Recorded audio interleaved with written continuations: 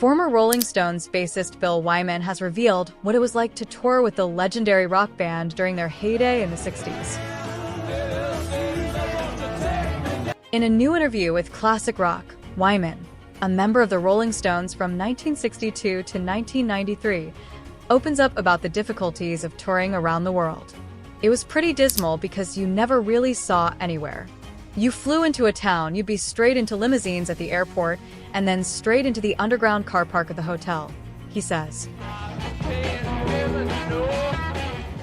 You then had to wait while they cleared all the girls out of the corridors and the rooms sometimes, before you could go up to your room, and then you were stuck in your room until you went to do the show.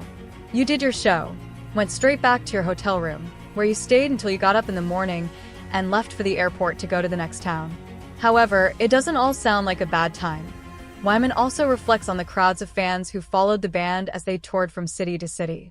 There were always girls everywhere, in the elevators, on all the floors, trying to find which rooms you were in, he recalls. Sometimes they climbed the bloody drain pipes and fire escapes to get to your rooms. But it was all kind of fun, particularly for Brian Jones, Rolling Stones founding member. He thought it was hilarious. You can see him laughing in all the pictures. Wyman also comments on the role of former bandmate, Brian. Stones manager 63 to 67, Andrew Oldham, decided to get Mick Jagger and Keith Richards to start writing songs because he realized that Mick, being the frontman, would probably be the most famous later, he says.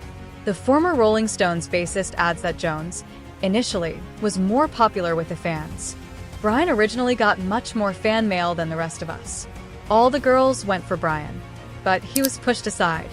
Then Andrew stopped me, Brian, and Charlie doing interviews, which also elevated Mick and Keith's profile, he says.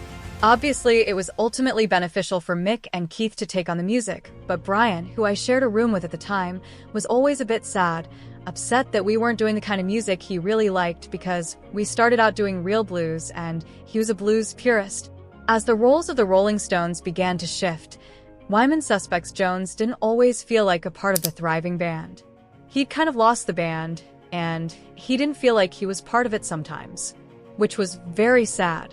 Mick and Keith shared a room, Andrew Oldham and Charlie, and me and Brian, he says, adding, that's the way we always did it.